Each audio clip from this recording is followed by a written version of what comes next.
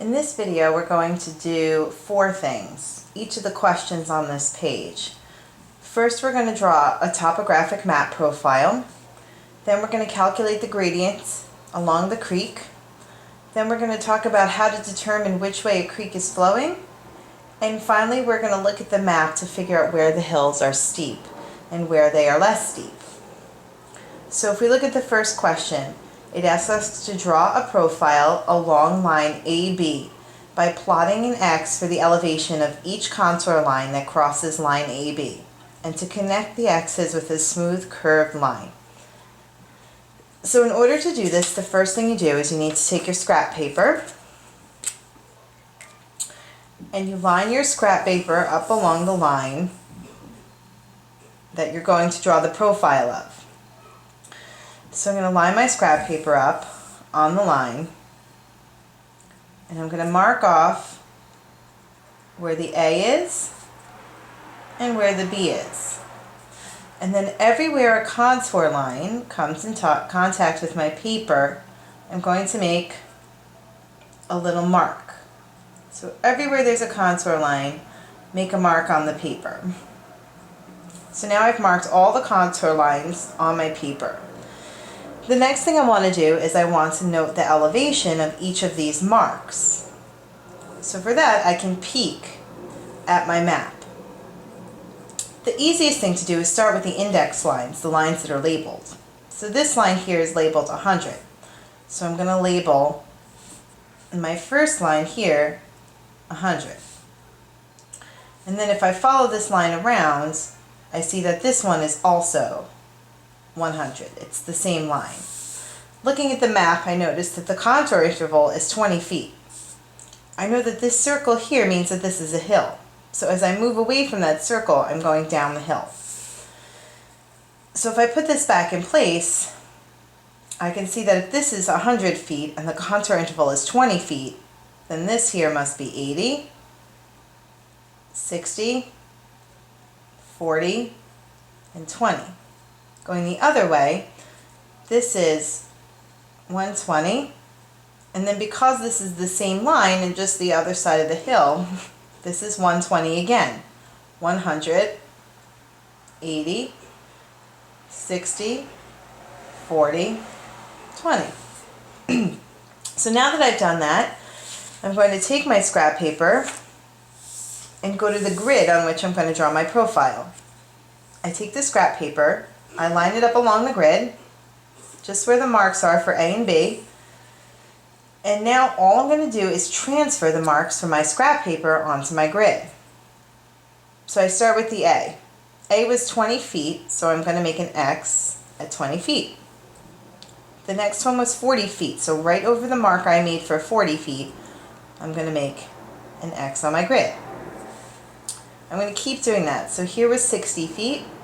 So on the line for 60 feet, I'm going to make an X on my grid.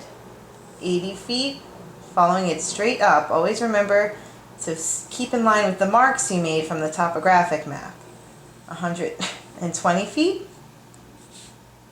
Then it's 120 feet again. And then it comes down pretty quickly. 100 feet, 80, 60, 40, and then this final one, B, is at 20. So the next thing I have to do is connect my X's with as smooth of a line as I can. So all I'm going to do is draw my line straight through my X's like this.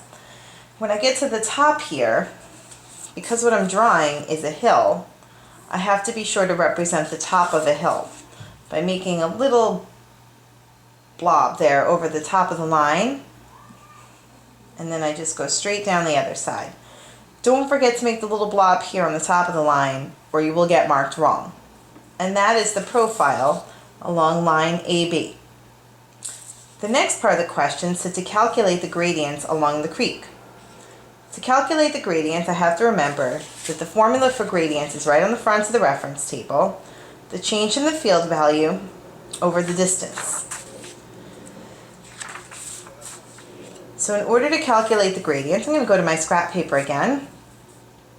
I know that gradients is the change in the field value over the distance. Remember that the field value is whatever the map is measuring. So if I go back to my topographic map, this map is measuring elevation. So the change in field value is just the difference between the value of C and the value of D. So if I look at C, I can see that the elevation of C is 100 feet. So I'm going to write 100 feet. The value of D is 20 feet. If you count it backwards by 20s, if this is 100, 80, 60, 40, 20. So minus 20 feet. In order to get the distance, I have to take my scrap paper, line it up, mark off C and D, and then compare that to my map scale.